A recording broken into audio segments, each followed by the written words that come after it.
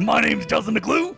And I'm Will Sloan, and it looks like we got some Hulkamaniacs And here. you're listening to the Important Cinema Club, brother. It's tough when you're doing Hulk Hogan to not go into Macho Man Randy Savage, because they're basically on the same kind of, you just got to add brother at the end, and then people know you're doing a Hulk Hogan. So we are a film podcast. We're the Important Cinema Club, by the way. We're talking about films this week, Will. We've done episodes on Louis Buñuel, Ingmar Bergman. Are you trying to make your bona fides before we get into the, I'm just trying to ground us in the art of cinema, because every now and then, sometimes, and these are the episodes I get complimented on, we do someone like Howie Mandel, or we do someone like Yahoo Serious. That's because people will click on it because they know what it is. That they're like, oh, I know what this is, click. No, you know what it is? It's that none of the other film podcasts, none of our rivals are doing this. Our rivals? Our enemies. Are you trying to say that Blank Check with Griffin and David aren't doing a Hulk Hogan going through his entire filmography? It's flattering to us to call them rivals, isn't it? I know. Yeah. I was trying to think of like the biggest podcast I would never think of us in a million years. Anyway, This is the Important Cinema Club, and we're talking about Hulk Hogan, the cinema of the late, great, lamented Hulk Hogan. Now, I don't remember if I said it on the podcast last week, but maybe it was just between me and you, and I was like, is anybody like really sad that Hulk Hogan has passed away? And I will say, no one in our circles, but clearly tons of people are, because he meant so much to them when they were a kid. I mean, we both read an obituary for Hulk Hogan, a very good, very well reported, very considered and even-handed obituary on The Ringer called The History of Hulkamania by Oliver Lee Bateman and Ian Douglas. And, in addition to getting into all the things that were good and bad about him, it offhandedly refers to him as the greatest wrestler of all time. Just several paragraphs. Well, he made what we think of as American wrestling, that he is the mascot for that. I think undeniably. Yeah, and for my entire childhood, if you said name a wrestler, it's Hulk Hogan. Yeah. It may even still be now, even with Dwayne "The Rock" Johnson, even with what's John funny? Cena. I don't even think of them as wrestlers. Yeah. Because they're movie stars. Yeah. Multimedia guys. And I think that also comes down to me and you.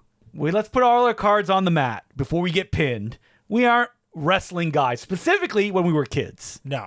That wrestling was around, but it was never part of my childhood. But I would have said as a child, Hulk Hogan. I know who Hulk Hogan is. And I would have said I like Hulk Hogan. You would have said you like Hulk Hogan. Yeah, because I thought he was cool. I liked his shtick. But you had probably never seen a wrestling match by him, right? Other than clips, perhaps, on YTV. Well, what I do remember is maybe when I was 8 or 9, I knew so little about wrestling, I didn't know the difference between WWE or WCW. Okay, well, so WWF, which changed to WWE, and WCW, that would have been in the 90s. So when we were kids, that would have not been an issue because WWF was all consuming. You would look everywhere, it would just be WWF merchandise, because I'll go into a little bit of a brief history of wrestling when we start talking about the Hulkster, but Vince McMahon Jr., he basically took all the territories and made just one giant organization of them. I guess I did watch a little bit of wrestling as a kid because, I was familiar with the WWE during the Attitude Era. It's so funny to hear you say Attitude Era as if you're like, oh yeah, this is what I want from wrestling, is a little bit of attitude. And that's because Attitude Era was WCW and WWF at that time going head to head and fighting with each other. Okay, you laugh, but like when I was 8 or 9, like that whole thing was tailored to like 8 or 9-year-old boys. Yes. This ain't PG wrestling. This is don't let your parents see. That's right. So I would have seen it. And I also remember seeing, and again, I didn't really know the difference between WWE and WCW. Yeah. And I remember Hulk Hogan had made his heel turn. Oh yeah, at that point he had formed NWO New World Order as Hollywood Hulk Hogan. And he had defected to WCW, Eric Bischoff's league.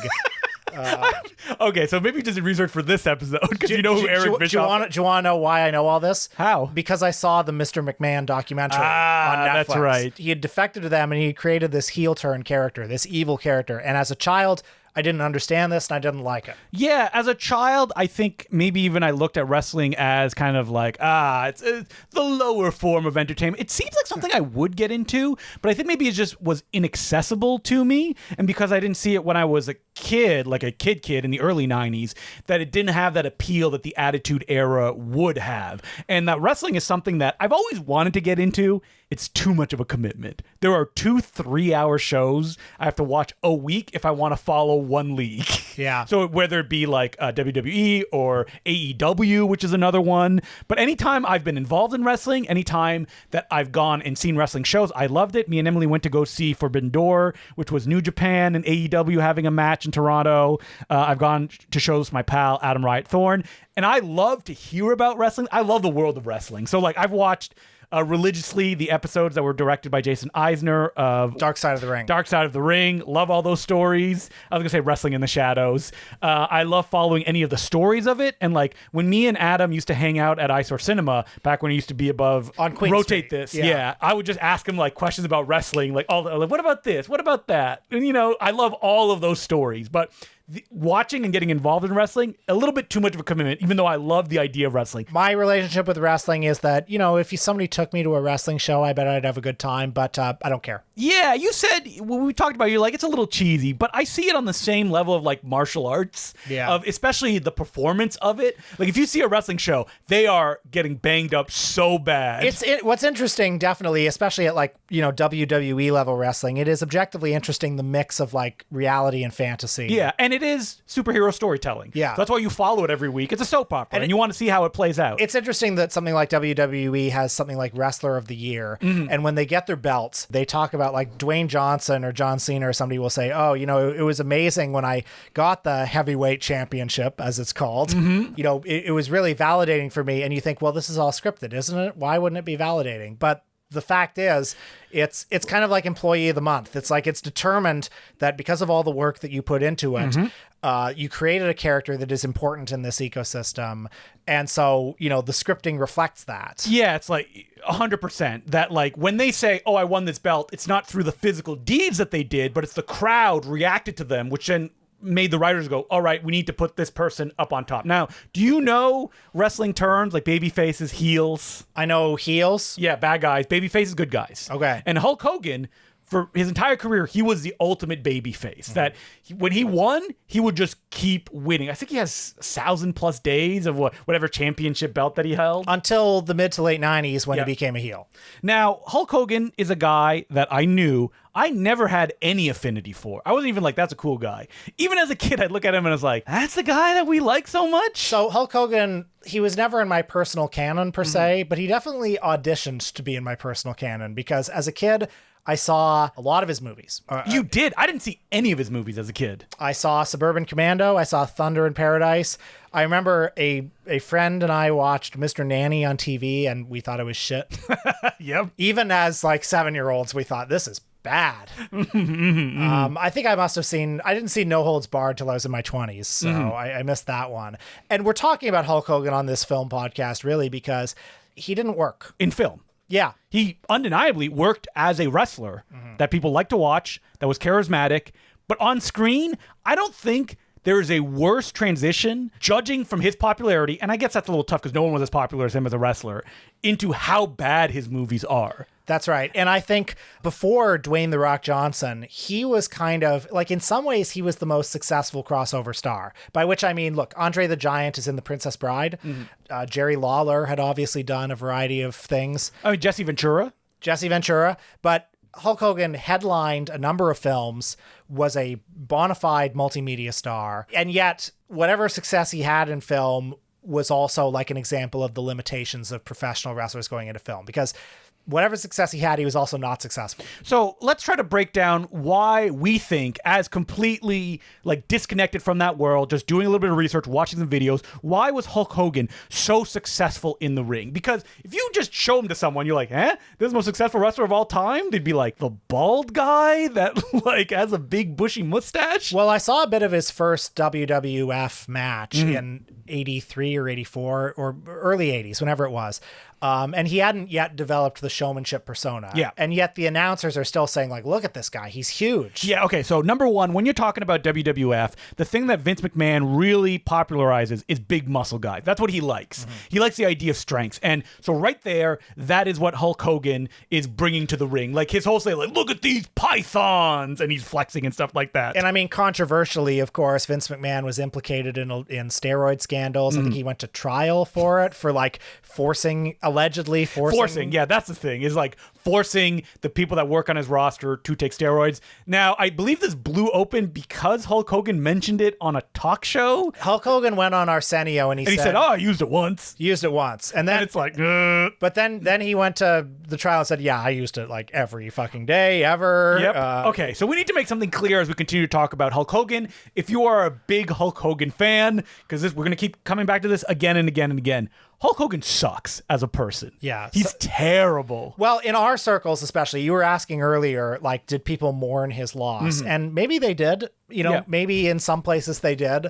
Although even wrestling fans, it seems, didn't really like him at the end. There's a video of Jesse Ventura being like, he tried to unionize at WrestleMania 2. Well, this is in the Mr. McMahon documentary, the Netflix thing, where Jesse... The Body Ventura. Where, wrestlers are saying, yeah, we tried to unionize, and then it cuts to Hulk Hogan, who's interviewed for the documentary, and he's like, yeah, when I heard this happen, brother... He didn't say brother, but he was like, when I heard this happen, brother, I had to go to Vince, because Vince was my man, I was loyal to Vince. And of course, needless to say, he wasn't that loyal to Vince, because in the 90s, he just fucking ups and does a heel turn for the rival wrestling company. But, and then turns on him when he has to go to trial for the steroid scandal as well. Yeah, although actually, I can't remember about the steroid scandal. I can't remember if he was basically saying I did the steroids of my own volition or not.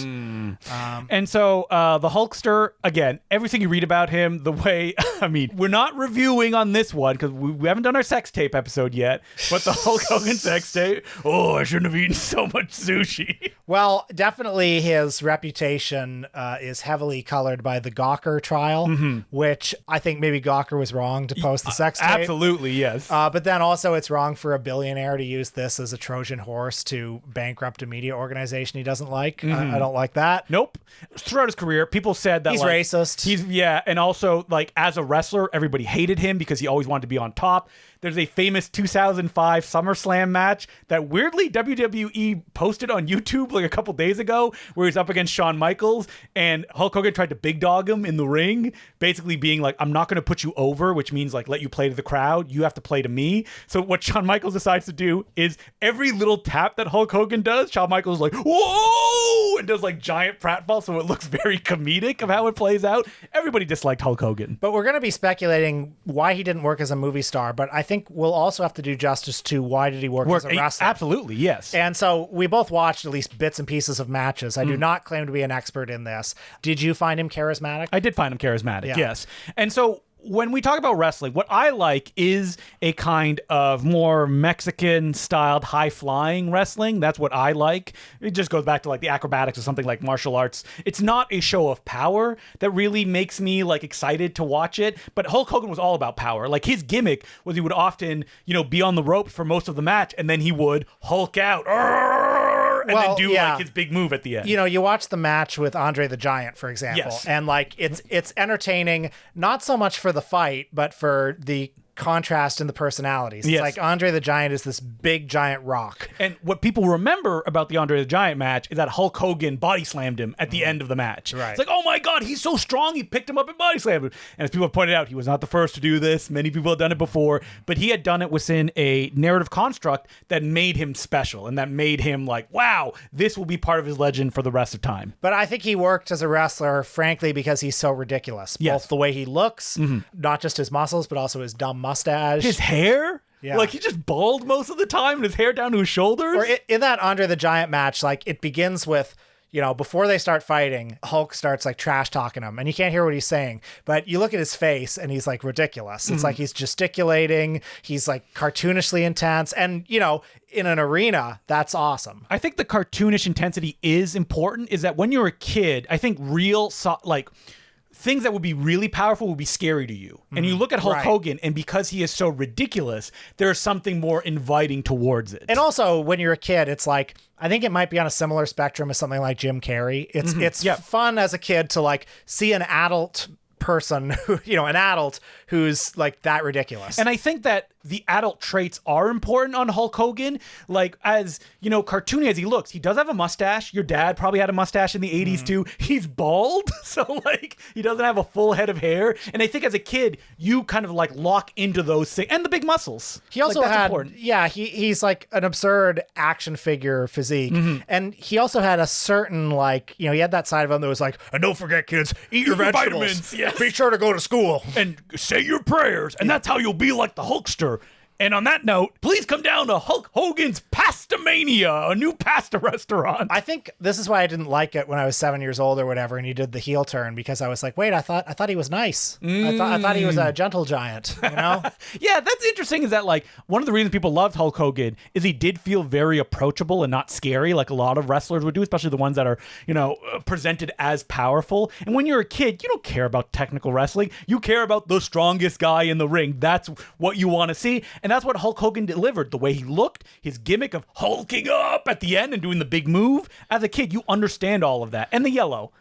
That cannot be denied. The yellow, red, iconic. And I mean, I'm sure if you're an armchair sociologist, there are all sorts of things you can say about, in the context of the 80s, the Reagan era, et cetera, et cetera. It's like America is bigger. Everything is huge. Like the WWE, or WWF as it was known at the time, this is Vince McMahon like taking over wrestling, basically. Wrestling used to be a bunch of regional fiefdoms, and he monopolized it, and he made it bigger. And this is very like part of the ethos of the 80s, where the big movie stars are Arnold Schwarzenegger and Sylvester Stallone. And so now you've got this wrestler, this figurehead of the whole league, who's like the biggest, the most American, the most cartoonishly intense guy. And I feel like he can last and continue to go on the ring because he's so representative of that era, and that when you contrast it with someone like Dwayne "The Rock" Johnson, which is considered another one of like the big matches, like Hulk Hogan can't do any of the big moves, but that doesn't really matter because he never really had to do them in the North American setting. And so when you watch that match, you can understand these two guys,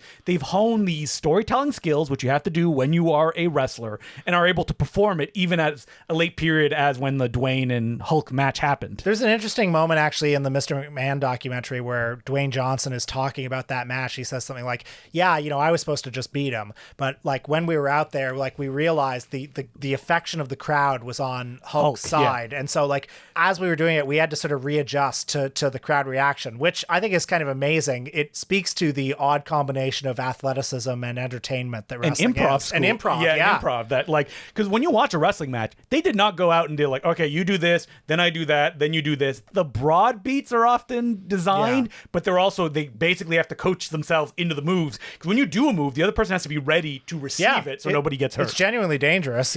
So I guess we'll answer the question of why he didn't work in movies as we go along. Yes, the three movies we picked are distinct flavors of Hulk. That's right. And like No Holds Barred should be such an easy slam dunk. Well, so No Holds Barred, his first feature film vehicle. Obviously, he was in Rocky 3 before this. All right, let's talk about him in Rocky 3. Does he work in Rocky 3? I think he does. I think so, because he's a flavor. And is that the most charismatic that he's been on screen? Actually, yeah, he works in Rocky 3 because he's scary in relation to Rocky. Yeah, I forgot that they make Sylvester Stallone look his real height, 3 feet tall, up against Hulk Hogan in that movie. And then also you get to see Thunderlips, the Hulk Hogan character, like be kind of soft and sweet at the end of his scene. And we should also say that like that was a big turning point for Hulk Hogan, where he went to Hollywood, and I believe it was Vince McMahon Sr.'s like, you ain't coming back to wrestling if you go to Hollywood. No, I'm going. That's fine. Have you ever seen the Hulkster talk about that when he met Sylvester Stallone? Sylvester Stallone's like, hit me 100%. Just hit me. I'm just ready to take it.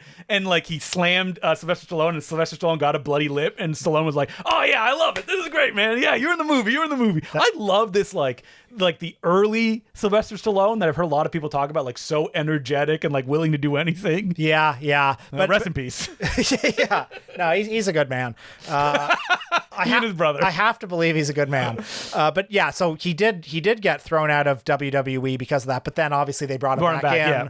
He's too big. And No Holds Barred is a Vince McMahon production. It's directed by, who directed this?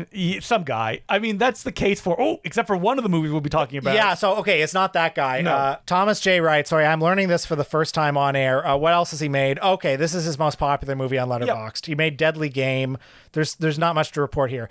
There's a certain kind of movie, a certain strata of movie that's like, somebody who became really famous, like almost faddishly famous in a different field, gets a feature film vehicle. But so like Pavarotti had one, you know? But this is arguably kind of on the downswing of the 80s Hulk popularity, because this is 89. Yeah. And that like 84, 85, 86, that's like the Hulkster at his top.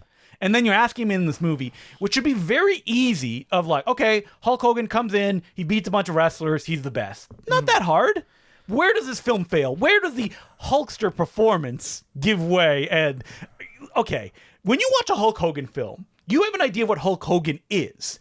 And every time you see him on screen, you're like, he's so boring. Is it a conscious decision on his part? One of the problems of Hulk Hogan in films, and I don't think we should underestimate this, is that the movies are really bad. They're very bad. He's never worked with, I mean, he did work with Sam Furstenberg on a forgotten film that co-stars Robert Vaughn. Yeah. But other than that, he never worked with great filmmakers. Like, frankly, like Dwayne The Rock Johnson, his worst movies in that first period are still better. Like than Peter Berg on The Rundown. Yeah. Is like way more kind of like dedicated to what he's making. Even a movie like Walking Tall is shit, right? Oh, awful. But it's still, I think, tailored to what he can do much better than any of these. But like No Holds Barred is tailored to what Hulk Hogan can do, isn't it? It's so lame, though. It is. It's this like really cheesy. It's basically a comedy. Yeah, it is. And there is a scene where he's like crying over his brother's bed, and which I enjoyed. It has the most kind of generic premise where it's like, he plays Rip Thomas, the biggest wrestling star in the world, and there's the rival TV executive who's like, we got to get Rip Thomas on our network,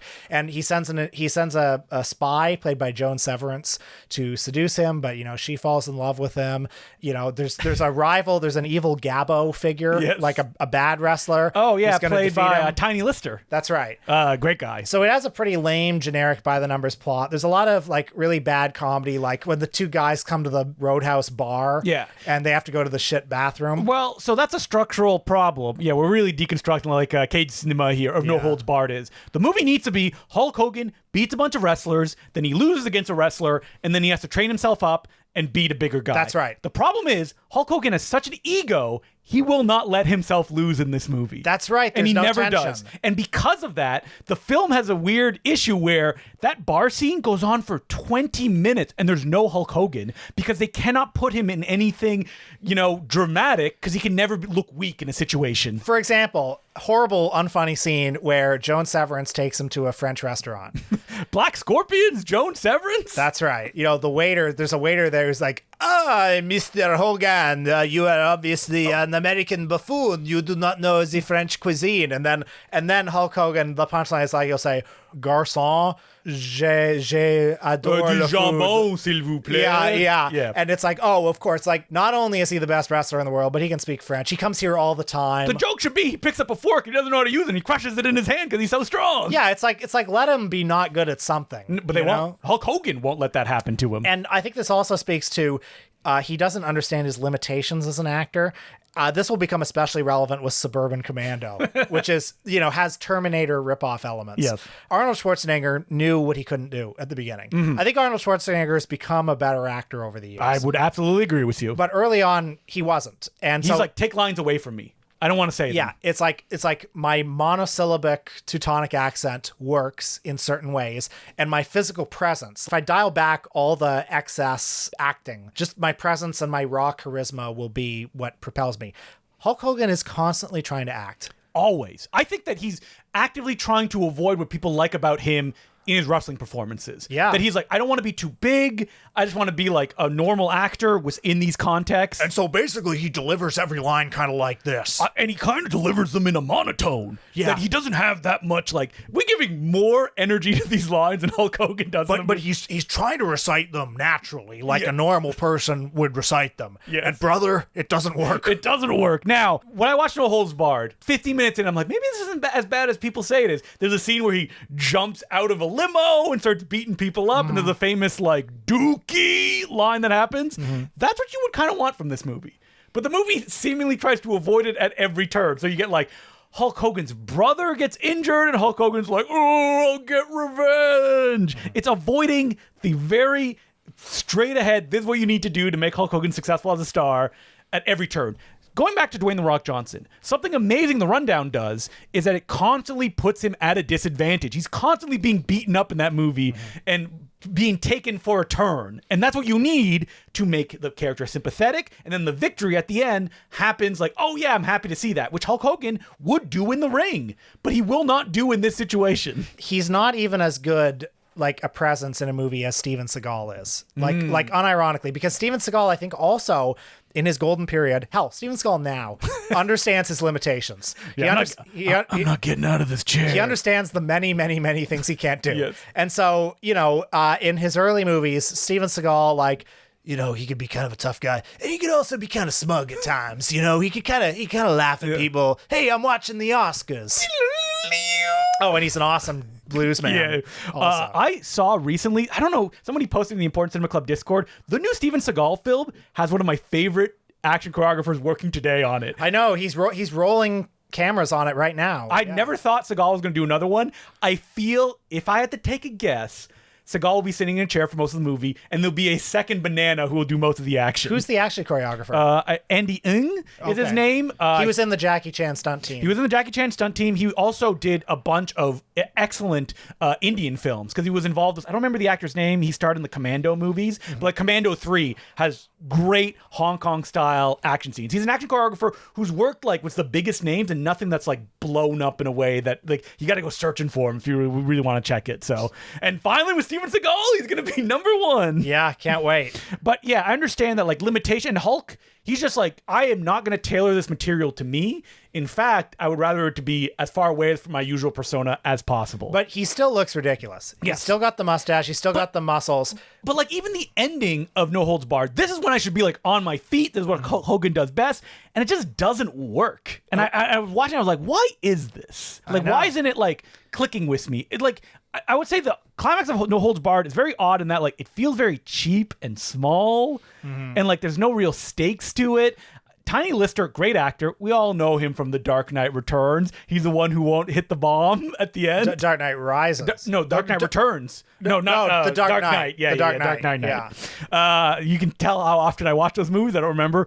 Do you think, I love that. I want to know who cast Batman Begins and Dark Knight. Was it Christopher Nolan himself? Because like that cast, we talked about it before, like Michael J. White. I do wonder because William Devane is in a lot of Christopher Nolan's movies, and that feels like a Nolan touch. Like, did he see? I mean, Tiny Lister has acted in tons of stuff, but like him being so like featured in that movie, I have a lot of questions about that. But Tiny Lister, interestingly enough, No Holds Barred, he actually became a wrestler. And it's like, oh, how do you make Tiny Lister, who's not a wrestler, how do you make him work in live ring, no cell?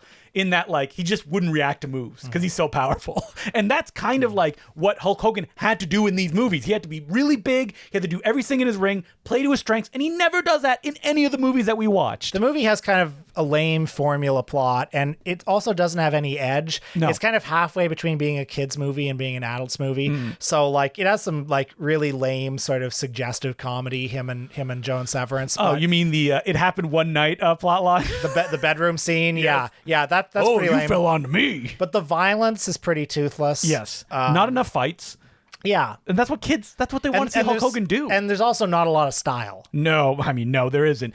I would say there's a little bit of style in Suburban Commando. Well, I'm glad we're talking about this one. Suburban Commando. Which I like on Letterboxd you wrote, I'm putting this as a rewatch because I watched it when I was 5 years old. That's right. I did see this movie when I was 5. This came out in 1991. How did I avoid Hulk Hogan when I was a kid? I'm amazed you didn't see Suburban Commando. I didn't see Suburban Commando. I didn't see Mr. Nanny. I didn't see Santa with Muscles. I didn't see any of his movies. Like, look at the box. I know. That would have been like... So maybe I was reaching for Suburban Commando and I went to like Problem Child 2 instead, which I know I did see. I saw that as well. So Suburban Commando begins in outer space. Okay. I'm all in. I didn't know this was what the movie was about when this started. So I had no preconceived notions other than this is going to suck. This outer space sequence, I had a big grin on my face. It reminded me of like early 2000s kind of like we're shooting on cardboard sets stuff. It's very kind of like Babylon AD. Yes, exactly. Or Babylon 5, if you will. I mean, Babylon 5. Sorry, that's what I meant. Babylon 5 heads. Don't come after me. Don't come after me. Sorry, Babylon 5. Babylon AD is the Vin Diesel film. Let's be honest. Luigi Cossi's Star Crash. That's what it has. I wish it was Luigi Cossi's Star But Crash. like this opening, Hulk Hogan barely talks. He's doing stuff. He's throwing bombs. I think he's like going up at one point where he sends somebody up a elevator. This was fun enough that I'm like, who the hell directed this movie? And I looked it up and I was like, wait, what? How is there no like trivia of how this happened? Because the director of this film was very old when he made this movie, which makes me think that he came in at the last second to direct it. It is Burt Kennedy, who for the most part made Westerns. Yes. He made The War Wagon with John Wayne. I'm saying that as if I know that film. Yeah, he made a lot of films that you're like, oh, I've seen the poster of that. I don't think I've seen it. Support Your Local Sheriff with James Garner is probably his best known movie.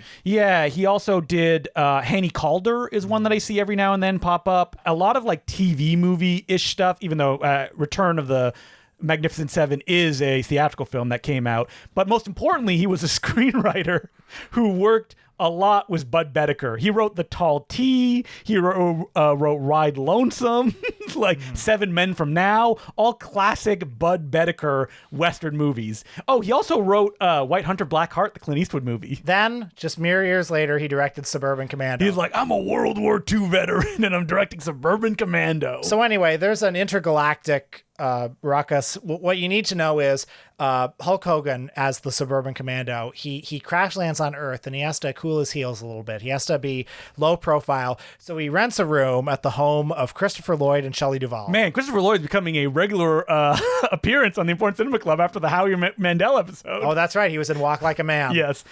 Boy. Anytime we do a bad movie topic, we're going to see Christopher Lloyd. Geez, I feel bad for everyone in this cast. So when I Shelley Duvall. When I said I liked the beginning of this movie, that's probably because Hulk Hogan barely spoke in it. There was like an alien boss who has a tentacle thing. Once he gets to Earth, no more sci-fi stuff other than a laser gun. I know. And Hulk Hogan doing like, they basically, it feels like they're like, all right, Hulk Hogan, wander around the city and we'll capture you and build a movie around it. We don't need a script because you're a funny man. You can just improv through this. So Christopher Lloyd is a sort of frustrated middle-aged guy. He wants the raise at work. Yeah, he wants real the corner office. It's like a Fight Club situation. That's right. You know, things have gotten a little stale in his marriage to Shelley Duvall. Shelley Duvall is quite funny in her scenes. Now, I was surprised that there's very little kids in this movie. I know. That they're like kind of on the outskirts of the film. I mean, I wish there were some kids in this movie at some point. I have a theory that this may originally have been intended as like a movie for adults. That's not a theory. The film was supposed to star Arnold Schwarzenegger and Danny DeVito. Oh.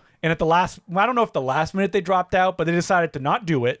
And so, because it is a New Line production, so there's a little bit of money. This was, I don't have it in front of me. I believe it was released theatrically. Yeah, it was. So, like, this was not like the rest of Hulk Hogan's career. So, like, there was some hope there for this to do and like something. Christopher Lloyd and Shelley Duvall are still big names at this time. Yes. As a kid, I never went toward a Christopher Lloyd film. Did you? Like, I want to see. Sure. Because I loved him in Back to the Future. He was in Back to the Future. Yes.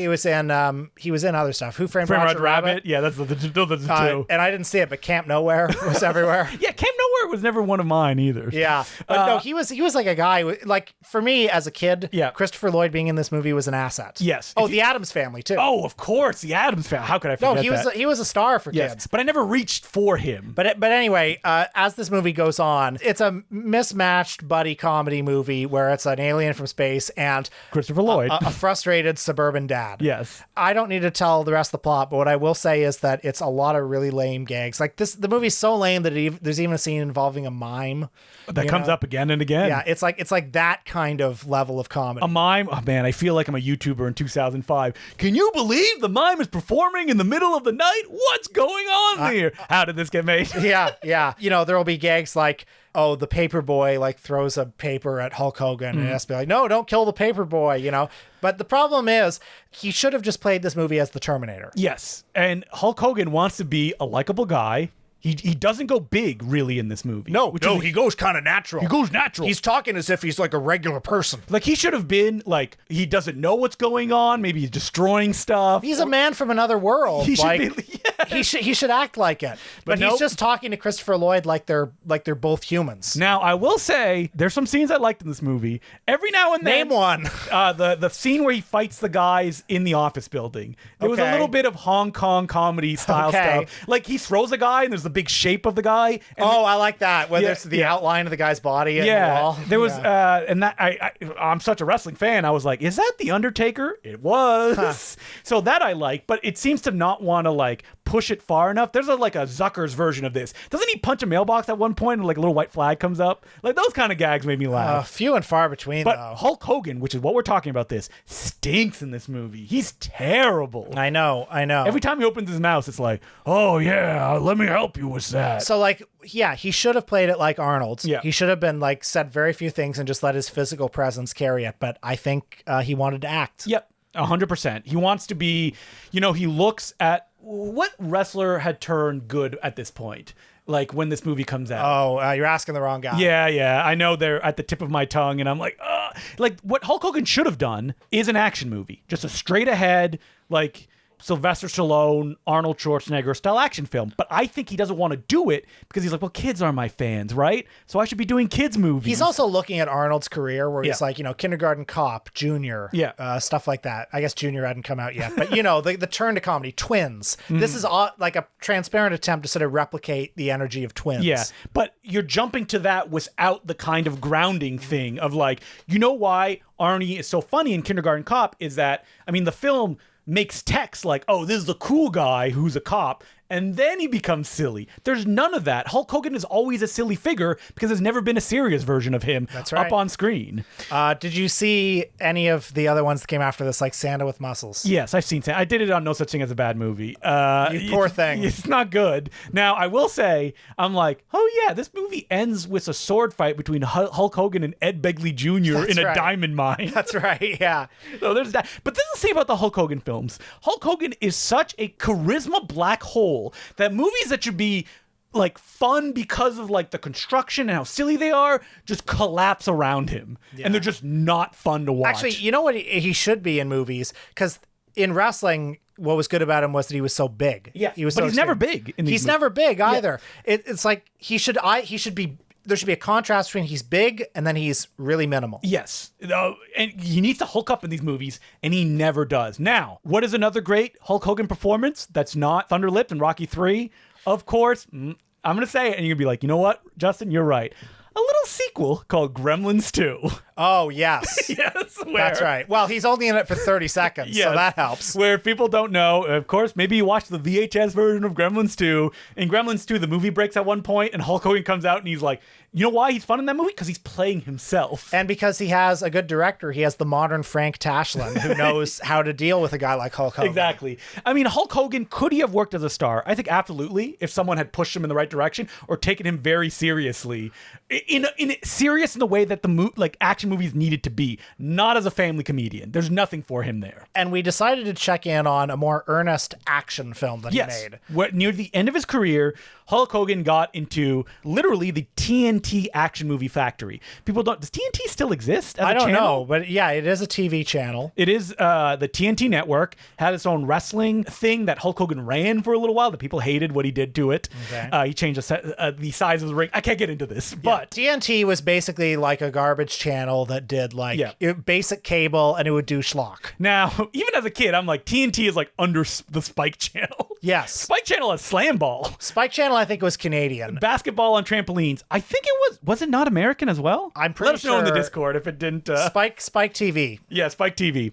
And so Hulk Hogan, I was very happy when this started so I tried to pick, I'm telling you, Will, I tried to pick the best one. Like I looked at all of them and I was like, I see some 3 stars on here. Like, well, yeah, just throw a dart at the board. But even the cast too, like Carl Weathers. We haven't said what this movie's called. Yeah. It's 1997's Assault on Devil's Island. I'm like on trial. I'm like, please, I'm not guilty. I tried my best. No, Assault on Devil's Island. This is the one I would have picked too. Yeah. Also I think it's called Shadow Hunters. Shadow Warriors. Shadow Warriors, yes. So I believe this was made in conjunction with WCW because I read that they were advertising it at the time. But yeah. Here's the thing about this movie is that like me and Will, we have no love for this era of filmmaking. And Will asks in his Letterboxd review a very pertinent question. Who does? there has to be some people, right? Well, I would think so, because there are lots of bad movies that are just in genres I like. Yeah. Or they come from particular moments in film history I like. You show me a bad Hong Kong martial arts movie from the 70s, and I'll probably have a pretty good time just because I like the atmosphere. You like the aesthetic of it. Yeah. And this movie is a TNT original action movie from 1997. And did people grow up with this style? Yeah. Because if you did, I bet you'd like this. But like, what is the style for people who have never seen this movie? Antiseptic? Yes. It has a kind of Casio keyboard musical score. It takes place in a lot of big empty hallways that you would associate with like an industrial center, a hospital, or an old school. And the cinematography is very bright.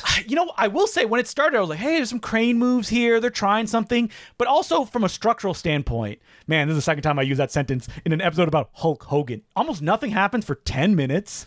It starts and I'm like, was this meant to be a TV pilot? Because it feels that way. It was meant to be a TV pilot, to be clear. And also, like, it has commercial breaks. Yeah, exactly. Carl Weathers is fine. Like, I was hoping he'd bring the juice for me. Like, yeah, I mean, so Hulk Hogan and Carl Weathers, they're Navy SEAL guys. There's a villain, and he goes into prison, and there's a woman on the inside. Shannon Tweed is like his mistress, and the first scene you see her, she's speaking in a hilarious Russian accent, and I thought, oh, I hope she keeps this up. But no, she's deep undercover. She's with the good guys. What matters is a bunch of gymnasts get kidnapped, and Hulk Hogan and Carl Weathers and the gang have to save them.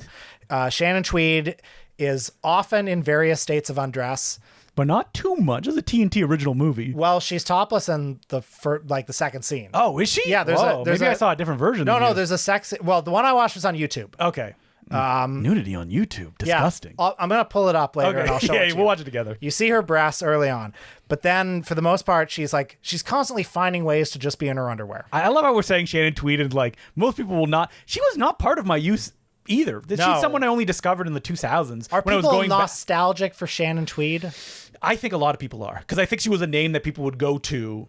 We all remember as Miss Gene Simmons. She was married to Gene Simmons for a while, right? I think she may still be. Yeah. Wow, okay. And she was on his reality show. Because I know people have a love for the old kind of like neo-noir softcore films that Shannon Tweed was kind of the star of in the early 90s. Yeah, and I mean, the one she did with Andrew Dice Clay, the Die Hard ripoff. Yes. No Contest. No Contest. That one's kind of fun. That one's fun. Directed by Paul Lynch, Canada's own. That's right. He grew up in Britain, but we call him Canada's own now. Director of Prom Night. But this one, TV guy, no real credits of any note that like really pop off. Well, I'll tell you, the cinematographer is James Pergola, whose credits include such films as Police Academy 3, Police Academy 5, Smokey and the Bandit 3, and, best of all, Hardly Working with Jerry Lewis. Wow! He seems to have been a Florida-based cameraman. He also shot Thunder in Paradise. Paradise, yes. But yeah, anyway, the whole action, wherever it's shot, it converges on the Devil's Island,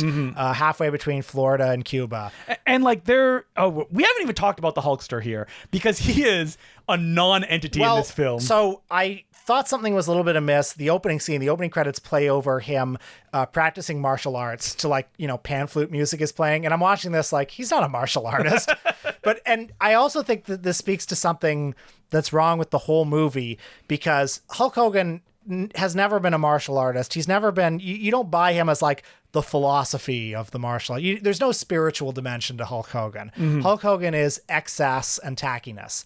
And I feel like pretending that he has a kind of like David Carradine side to him is a little ridiculous. Well, so number one, he's serious because he has hair in this movie. Oh, does he ever? Now, as Hulk Hogan, how can you go and be like, I want this to be a hair movie when you're bald? Everyone knows you're bald.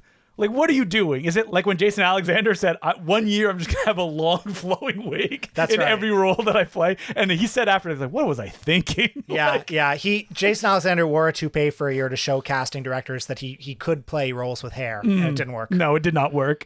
And Hulk Hogan, he has long hair, and he is so sad in this movie. He's like, he's like, oh yeah, here we go. It's me, Hulk Hogan. When we were imitating him earlier and he was always kind of talking at an up tempo, he's not like that here. He's just like but he's also not minimalist either. No. He's not Arnold. No. He's again trying to emote. He's trying to be natural.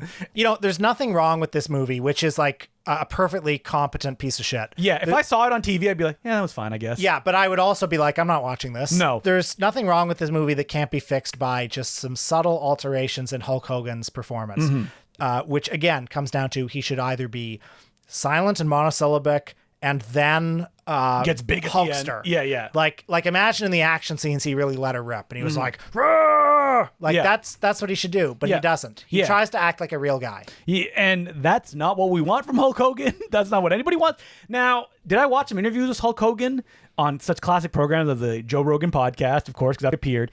I would say he's more charismatic in those interviews than he's in any of the movies we've talked about today. Probably. I mean, he's charismatic in the Mr. McMahon documentary. I think it's just like a self-consciousness, a not willing to kind of give people what they want. Acting is hard, you know? Sinks all of the... But like he's acting when he's in the ring. Yeah, it's a different kind of acting. Yeah. It's not... You're not working with a scene partner. Yeah, I think it's... Well, you are, but not in the same way. You're not like working dialogue with someone. I think that maybe because you're on stage and that you're evolving the scene as it plays. Like maybe Hulk Hogan would have been a great theatrical actor. Like let's see him in The Music Man. Yeah, yeah, I would love to see Hulk Hogan in The Music Man. Let's see his King Lear.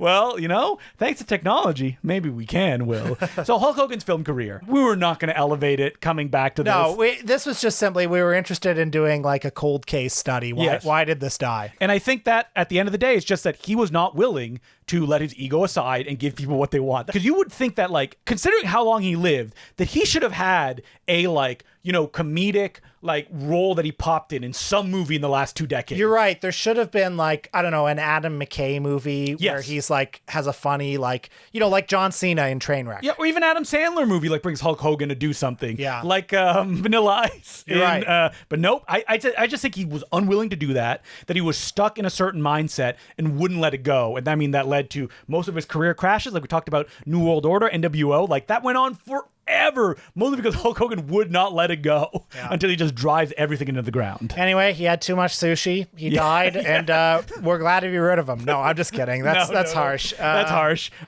Some people loved him, I guess. So I want to say he was some kind of a guy. Yeah, and if you loved him as a kid, we can't take that away from you. Like we don't want to. We're happy that you have those. He was amazing... great at a particular thing he did. Yes, and for this episode, other than the matches we watched, we did not see it in any of these movies. So, as per usual, you can send us letters at importantcinemaclubpodcast@gmail.com. And as usual, when we've done one of these episodes, we've talked longer about the subject than we do about like good movies. Yeah. Like an Iranian filmmaker or something like that. We have a lot of thoughts about Hulk Hogan. And our first letter is from Lulu. And she goes, "Hello, Will and Justin. I'm a relatively new ICC fan. I've been getting a lot of emails like this recently. Did we get shared by someone? Because like a lot of people are discovering us recently. I don't know. Like I got another email where someone's like, "Oh, I just discovered you through the Abel Ferreira episode." I was like, "Oh, that's episode 2." Like it probably wasn't very good. But if you liked it, he kept listening after that. So I wonder if like maybe the algorithm is pushing us in some way, which we appreciate, especially if people share it. So the letter continues. "But you guys have been recommended to me by my boyfriend, classic, who is perhaps the biggest fan of your podcast ever. In fact, just this weekend, the two of us were sort of drunk on a train and decided instead of talking, we should listen to an episode, number 427, Mathau and Lemon, of course. Through our separate earbuds." Oh, that's so cute. "Anyways, I am writing to you because I have a suggestion for a lesser-known filmmaker I think you would be interested in. Anne Charlotte Robertson.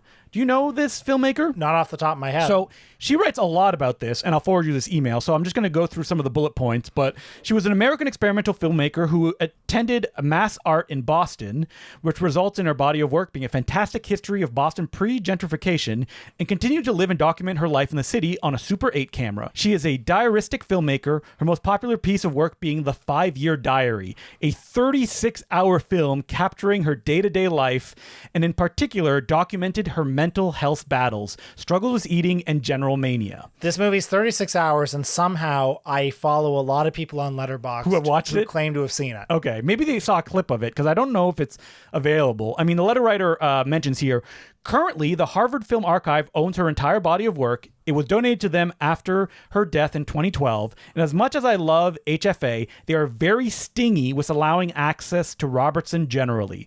When I have managed to find her work outside of the few shorts the HFA put on their website, they are terrible quality scans, and I believe this is one of the greatest disservices to an artist I have ever seen. Her work was virtually unknown during her life. The only screenings I know of from my research were 24-hour exhibitions where Robertson would project The Diary while standing in the back room. During the screening, she would add an extra layer of commentary over the projected work. This results in the diary having 3 different layers of both audio and also retrospective power. The in-camera audio of her Super 8 camera, the tape recorder she would speak into often during mental breakdowns, and the commentary track from her screenings. This being said, the only available scans of the diary have all 3 layers of audio, allowing herself to be captured both in her fits of mania and total cool retrospect. She seemed to be such a lonely person that she felt most comfortable talking to herself. One of her oldest short films actually is exactly that. It is called Talking to Myself, which is pretty aptly titled. I could be wrong, but I believe there are no copies of any of her work, and it is no longer exhibited due to the fear of film degrading. But the scan exists out there somewhere. I've never heard of this filmmaker, and we will do an episode on her, because it sounds fascinating. Yes, please make a note of this. I love this. I will look around. There are some places on the internet of like experimental film forums where sometimes archivists will leak those things. So if you said people have seen the diary, maybe that's the version that like leaked online, that somebody did that. So thank you very much for sending this letter, especially coming off you listening to an episode on Lemon and Math House. yeah, seriously. At some point, we're going to do a serious topic again. Not next week, though. Not next week. Our next letter is from Will. What? Oh, my goodness. I'm seeing double. 4 Wills. Hey, Justin and Will. Love the pod and the work you guys put into it. I'm writing to answer a question you guys asked off the cuff a couple of months ago. How do people even get into Hong Kong movie these days? Did we ask that? I did. And I think that what you said was Letterboxd? Probably. I think a lot of film people get into it that way. Letter writer continues, well, I'll tell you, through this podcast, kind of. Aww. Just over a year ago, a Twitter post came across my feed where someone posted stills from some Hong Kong films along with a link to download a bunch of them, directed by some guy I'd never heard of, a visionary by the name of Johnny To.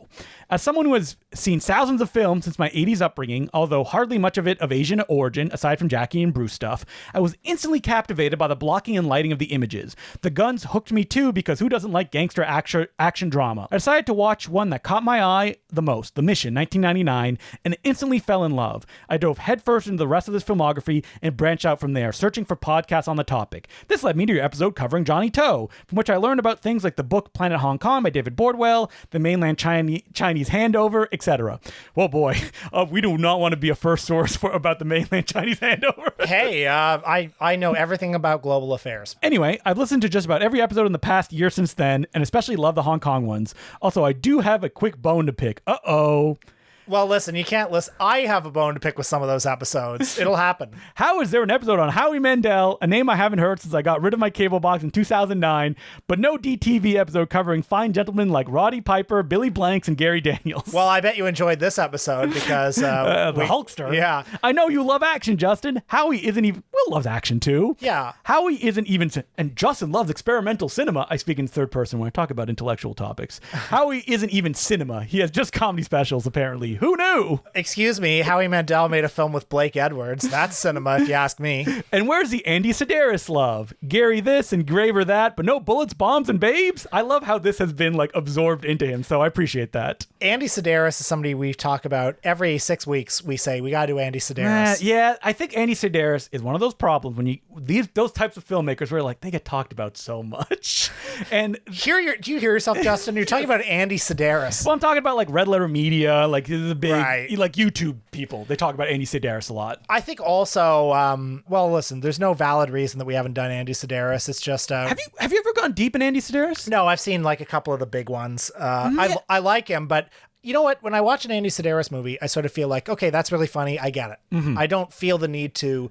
He's not like he's really fun, but he's not like this brilliant, cracked outsider artist where I need to like be in their headspace all the time. Andy Sedaris, it is weird I haven't gotten more into him because he was a guy who did things independently. He took the money he made basically pioneering the way that NFL games are filmed and put it into like self-funded movies that he basically just made himself. There is a mushiness that comes to that where like all of them kind of like bleed into each other. Totally. We've seen the classic like Hard Ticket to Hawaii. I like some of the earlier films he made because they have more like a 70s edge to them. I have some of them on Blu-ray. But yeah, we will definitely do an episode on Andy Sedaris. And I mean, there's 3 distinct Andy Sedaris periods you have to, like the early 70s films, Hard Ticket to Hawaii, and then the later period, which, yeah. But yeah, very fun filmmaker. Again, not one of my guys. Maybe he will become. The letter finishes up. All jokes aside, keep up the quality podcasting and film suggestions. I can't wait to dive into Tonkai Backlog, and Rap World was awesome. Cheers, Will. Rap World is great. And it's on YouTube now. We mentioned, though, we did an episode on Isaac Florentine. We did do an episode on Isaac So that's Florentine. a good direct-to-video guy that we did. And, you know, to your point about people like Gary Daniels, Roddy Piper, good point. Are you that into, like, 90s direct-to-video action, like a Roddy Piper kind of thing? So I like Roddy Piper, but as I mentioned a couple episodes ago, I've never been very much guided by the presence of actors in movies. Yeah. And I think that that's because... And I mean, this be maybe a misnomer on my part, but like the actors themselves don't, especially in DTV world, do not have that much creative control over the films. So there's not a level of quality there that like, you know, I've seen a bunch of Gary Daniels films because he worked with Hong Kong directors and Isaac Florentine. That's why I've seen those movies. I have not gone and searched out Gary Daniels. Now, Gary Daniels, I do find fascinating because he is charismatic in a way that is almost impenetrable in that when you see, he's like, hello, it's me, Gary Daniels. And you're like, oh, okay. But he did fight Jackie Chan. Like, he was on that level, and he continues to work to this day. So I do like that about him. But like the DTV world of someone like Don the Dragon Wilson, I'm completely unaware of that, really. I don't even know if I've ever seen a Don the Dragon Wilson movie. You may have because Vinegar Syndrome put out a bunch of them. I know, Yeah, but I still don't think I've seen it. No, you haven't seen any of them? Okay. I should see Blood Fist, at least. Yeah, Blood Fist. But like the thing about those movies is like no one loves them. Well, this is what I'm saying with those TNT originals. Yeah. It's like there's a lot of nostalgia and affection for action movies from the 70s, even the 80s. Well, especially the 80s, actually. But I don't feel it with the 90s low budget stuff. I think it's because, unless you're talking about PM Entertainment, is that when you get into the 90s and you get the video market, there is a lower bar of entry into it and what is expected, especially if you're doing cable stuff. So like that's why that like, you know, you don't hear about it that much. But then when you get to the 2000s and the 2010s, you get stuff like Universal Soldier Day of Reckoning. You get Ninja 2 Shadow of a Tear, stuff like that. Like there's a kind of vulgaro-tourist reclamation of those movies. I also think that when you get into the 2000s, you get a lot of people that like making those kind of movies or have an angle on those kind of movies. When you're working in the 90s, you're dealing with a lot of TV guys who are like, what is the bare minimum that I can deliver under time on budget? And I don't really have that much of an artistic flair that I want to bring to these certain type of projects. I have had on my list, I would love to do an episode on John Hyams.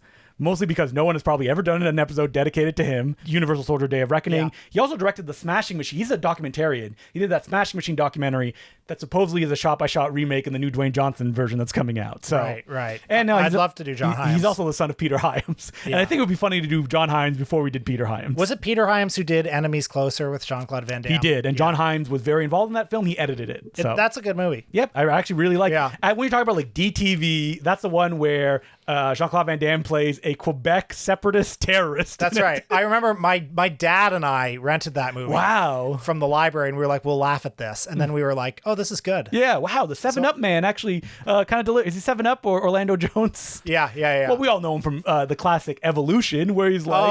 Orlando Jones. Orlando Jones, yes. Yeah. So a lot to consider there. Some of them that weren't on my list, but you know what? I will add them right now. So what are we doing next week, Will? Well, can I put in a plug for a couple of appearances I'm doing? The City of Los Angeles. On Saturday, August 30th at 3 p.m., I will be at Art Book at Hauser and Wirth, LA, a beautiful bookstore. I will be signing books, and I will be engaging in a conversation about... Oh, I wrote a book, by the way. Ed Wood, Made in Hollywood, USA. I will be promoting that book at that store, Art Book. Dana Gould will be joining me for a conversation. So I'm very chuffed about that. And then later that day, Saturday, August 30th, I'm going to show a movie at Whammy Analog Media at 7, sort of Ed Wood on VHS thing. Oh, that rule. I've always wanted to visit Whammy. It looks awesome. It's beautiful. I'll buy you a present there. Oh, thank you. And probably going to show an Ed Wood movie on VHS. I'll have figured it out by the time this goes out. And then on the very next day, Sunday, August 31st, at the Davis Theater in Chicago. Holy shit. So on my way back home, I'm joining the good boys of the Oscar Bait Film Collective for their monthly series Trust Fall, where we show that they don't say what the movie is. You have to go and you'll see the movie and you'll be surprised. Will it be an Ed Wood film? Get this, no. No. Did you pick it? Are you involved in the picking? I am involved in the selection. I'll tell you off mic. Okay. Yeah. Because you'll like it. But yes, at the Davis Theater. I don't think the event link is up yet, but Sunday, August 31st in Chicago. So that's 2 cities, Los Angeles, Chicago. So are you doing Ed Wood related stuff in Chicago too? I will sign books there. Okay. But I'm not talking about Ed Wood. Yeah. Frankly, I'll be a little happy to not talk about Ed Wood. I'll be happy to talk about something else. Okay. Yeah. So yeah, last weekend of August, you folks in the United States, the Will Sloan U.S. tour is starting. I'll meet my meager public. No, everyone is worth more than their weight in gold. So next week, we're doing another light topic. Yes, because we're rushing these episodes out. Yeah, because we were late on this one, and we're trying to get back on a schedule. But also, it's a topic I'm surprised we haven't done yet. Well, you said in earlier episodes you were not a fan of this topic. And I'm probably still not. But I mean, this probably won't turn you over to his side, because we are talking about Adam Sandler, but specifically, just to limit ourselves a little bit. So we're not talking about Punch Drunk Love. No. And we're also not talking about the Netflix era. No. We're talking about Billy Madison, The Waterboy, and Big Daddy. Like vintage, classic star-making Adam Sandler. Now, I will say, those 3 films are not my Adam Sandler film. My Adam Sandler film is Happy Gilmore. I love Happy Gilmore. And I saw that movie as a kid. Made no impression on me. So I have no... Well, Happy Gilmore, really. Let's throw Happy Gilmore in there. Okay. Do you have time to watch? I know. Yeah, I'll try to watch Happy Gilmore. And look, I like Adam Sandler. I like him as a screen presence. He seems like a good guy. Yeah. And the movies that he's really good in are fantastic. Yeah. And he is funny. I think undeniably funny. Yeah. And that if you told me there would be a guy, he would rise back up to his level, I would never believe you. And, Hubie Halloween, I think I had a good time with that. Yes. I think it speaks to, people like the community barbecue feeling of his movies. Yeah. And that's the thing about him as a comedian, right? Is that it is undeniable when you watch his films, whether you like them or not, that the people making them, like, he cares about those people. And that's why he brings them on. And also, like, his standing in culture right now, it speaks to, like, people love him. People love him as a guy. At this point, he could do no wrong, right? Like, he's a legend. Because he's done so much bad stuff, like film-wise, that are like some people probably like me and Will. We do not like because we find them lazy and pandering. Well, throughout the 2000s, like, Adam Sandler, critically, was regarded as just death. Like, every critic hated him. Even people like the Red Letter Media guys, for instance, went viral with that video they did of, like, his movies are just like money laundering schemes. Yeah, and the South Park episode where it's like a shit sandwich. It's like Adam Sandler is a stapler, or Rob Schneider, I think it was. And there's been a general shift in the perception of, like, well, now that he's taking money from Netflix shareholders, it's different. Yeah, but like when he was doing the Netflix stuff, like he was making a lot of movies. Me and Will didn't like them very much, but like thanks to Uncut Gems, he's back. He's back. Well, yeah, Uncut Gems has bought him like 20 years of goodwill. And a lot of people who grew up with the comedies love the comedies. Yeah, so. and that'll never really go away, I feel. Now, this is an interesting question. Are young people, falling in love with Adam Sandler, maybe not as strongly as we did, or some people did in the 90s? Well, maybe because those Netflix movies... Well, hey, listen, we'll talk about this next week. Yeah. But, like, he made so many movies, like, that hey, Murder Mystery 1 and 2, the one with, that's about Chris Rock and they're planning a wedding, The Do-Over. Do-Over, oh my God, there are movies so that many. don't exist. Yeah, Jesus. And his so we discussed like, should we do like 90s, a serious, and a Netflix one? I think that's a big topic to tackle. We know the Netflix ones are bad. I did a whole, if you listen to No Such Thing as a Bad Movie, we did a Summer of Sandman last year where all we did was Adam Sandler movies. Guess what? We talked about those Netflix ones a lot. Do you like Hubie Halloween though? Of course I do. Yeah. I really enjoy Hubie Halloween. Yeah. Did I like Happy Gilmore too? It was fine. Like, it was long. That's what I'll say about it. Yeah. And considering you never had any affection for Happy Gilmore 1, you stay away from Happy Gilmore 2. There's nothing for you there. Okay. But that's what we'll be talking about next week. It's the 90s Adam Sandler. Until then, my name's Justin Decloux. I'm Will Sloan. Thanks for listening. Well, I was at Bay Street Video this week, as I so often am. And, I went in to just get one thing. And then, I start looking around and it's like I'm wasting money left and right. Before we get into I know what you're about to talk about, Will. Did you see the Blu-ray for Stop, Look, and Laugh? Yes, I did. Did you see how much it was? Yes, I did. Did you buy it? No, me neither. No. Mark was like, oh, I brought 2 in for you and Will. And I was like, I'm not spending $46 on Stop, Look, and Laugh. Stop, Look, and Laugh. If you didn't listen to our episode on ventriloquists, that's the movie it's a Three Stooges clip show. Yeah. And it's hosted by the ventriloquist Paul Winchell. Yes. And the Blu-ray is, I believe, $46.75. And there are no special features. No special features. And what can I say? How many times am I going to watch it again? Now, to confirm, you did buy the Talking Three Stooges set on sale online. That's right. Yes. Columbia Pictures put out a big, giant Three Stooges Blu-ray set, although it's not complete. No, it isn't. And also, some of the picture quality is terrible. Yes. And so I just want to if there's any Blu-ray producers out there, there are limits to what we will spend. Yeah. You know how much Stop, Look, and Laugh should cost? 15 Canadian dollars. Yes, I agree. No more than that. I agree. Because also that movie is on YouTube in its entirety. From the official Three Stooges account. Yeah. Looking just as good as it does on Blu-ray. So I guess that $47 price is for the 70-year-old who's dying and trying to get rid of all his money, doesn't know how to use a computer. Yes. How does he know this Blu-ray exists though? I don't know. Anyway, not for us. I mean, we would have done it for free to do a commentary on Stop, Look, and Laugh. Oh, of course. We would have loved it. Yeah. But, also it was Columbia Pictures that put it out. It was Sony. It's Sony, yeah. So it's an MOD, so they don't do any special features and stuff like that. Yeah, and a big studio, there was no chance we were going to get asked to do that. Hey, we know somebody that works at Sony. Dan, do you know who to contact? And can we get any of the Three Stooges releases that come out? You need to recall every copy of Stop, Look, and Laugh, put it out with our commentary. I think that one thing, and people are like, well, you could just do it online. No. We need to be on that disc. That's right. That's the difference. And then if we were on there, tracks? we're like, $46. Oh, that's worth it for me and Will. I mean, the Three Stooges have been so poorly represented in special features on DVD and Blu-ray. I agree. There's nothing on those. So very, anyway, sorry. We should be on there. Got off track. If people listen to the Bay Street Video podcast, every 10 minutes, it's me picking up a Blu-ray and going, this is how much?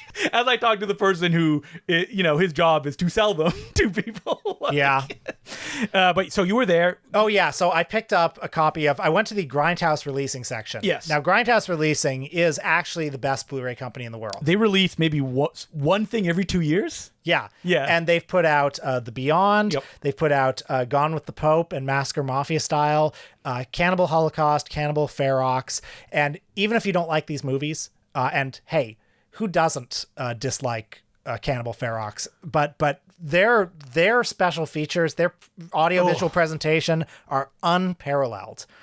They, even in today's marketplace, they do the best possible job with these movies. And I think that's because it's run by Bob Murawski. Editor of Oscar-winning editor of the Spider-Man films and The Other Side of the Wind. The Other Side of the Wind. And it was also, I think, co-founded by the late great Sage Stallone, Sylvester's son. And that they're very active on social media and stuff, but it doesn't feel like a money-making thing. That's why they can move at their own pace. Exactly. And, Bob Murawski, who, again, edited The Other Side of the Wind, he also did a similar thing. He completed Duke Mitchell's last movie. Yep. And it took a long time to come out because he was editing Spider-Man movies, Yeah, exactly. Took him a while to I do need to it. do these big jobs to pay for the Gone with the Pope. I saw that they had a release out called Hollywood 90028, which I had never heard of. Really? Well, actually, I realized after I had heard of it because you mentioned it to me. Yes, I believe I maybe have mentioned it on a podcast before. I think so. And it came back to me. I was actually so happy to have found it because I was like, I'm constantly getting recommended stuff, and I'm like, oh, I got to write that down, or I got to add it to my watch list, and then I forget. Yeah. So I was happy that one of them actually fucking came around. Now, I've been following this one for a long time because there was a video of them like pulling the negative out of the garbage. God that damn. like Bob Murawski was in the trash pulling it out like a couple years ago. Well, it is the only feature-length film by an experimental filmmaker named Christina Hornisher. Yeah. Yeah, she made experimental short films. This movie, which was marketed as an exploitation film and has exploitation elements, you know, it's about a crazed, psychotic sex killer, basically, played by one Christopher Augustine. This is one of his only movies. But really what it is a study of loneliness and alienation in Los Angeles. Yeah. So it begins with him killing someone, and then most of the movie is him wandering around downtown Los Angeles or, you know, the Hollywood neighborhoods, being surrounded by bleak architecture. You know, it's very like Michelangelo Antonioni. That's exactly what it is. And it's a film that never found its audience. I only learned about it because Kayla Janice wrote an amazing long essay you can find online about it. And that's mostly about the director's life and career as well, with this being a part of it. And, you know, eventually the killer, like, he befriends a number of people, including this one woman who has this long monologue about her long and gradual descent into sex work. It's a very moving scene, actually. So it is a movie that has some violence, it has some nudity, but for the most part, it is about like Los Angeles in the early 1970s as this kind of alienating hellscape. It's quite beautiful. And I'm not going to spoil the last shot. I mean, every review you will read about, they'll be like, that last shot is wild. Like, and you'll see. You'll see it. It will live up to the hype. And I wonder how this one's been doing, because like it doesn't have like a hook to it, because it is, but that's what Grindhouse releasing is, right? Like, all right, we're putting 4K out of the Beyond. Buy it for the 7th time, guys, because then we can do stuff like this movie as well. Boy, I sure thought about buying that. Okay, can we talk about this? Yes. Same day I'm at Bay Street Video, Grindhouse Releasing puts out Lucio Fulci's The Beyond again. It's like 1 million discs. It's got the 7 Doors of Death. You're not gonna, I know, you're not going to watch it, Will. I know. But did you see what else it has? It has an interview with Ted Levine. Interview with Terry Levine and the guy who edited that version. And I'm looking at this and I'm shaking. And I literally go over to Mark and I say, like, I can't buy that, but I want it. What did Mark is like, come on, man. Mark said I had the same conversation with Justin. Absolutely. I looked at it, and I think what I said was, I have not even watched all the special features on the Blu-ray. And there's so many. I know. I do not need to. That's the thing. It's like, I don't even want to watch all the special features. Do I need to know what, like, I don't know, the sound designer or the fifth build-up? Yeah. Oh, Lucio yelled at me. Yeah. Lucio's smelled. Yeah, we know. That's what everybody kind of says. So, but in beautiful 4K, I was like, okay. Really what I would like is for them to set up a projector in my home and play a 35 millimeter print so it looks like fuzzy and nasty. Now, I was surprised that the 7 Doors of Death cut was like on an SVHS master, because I could have sworn there were prints of that, and they've played in Toronto as well. Oh, interesting. I didn't realize that either. It was so widely circulated. You know, I have a poster for the 7 Doors of Death cut of The Beyond, and it has a big blurb from Tobe Hooper on it, calling it the most original horror film he's seen in years. I'm not sure the story behind that. No, yeah. Maybe it was like the guys in Things that just went up to his table at a convention. Like, what do you think of this? It's like, oh, yeah, it's a horror movie. All right, we got it. Let's get out of here. Yeah.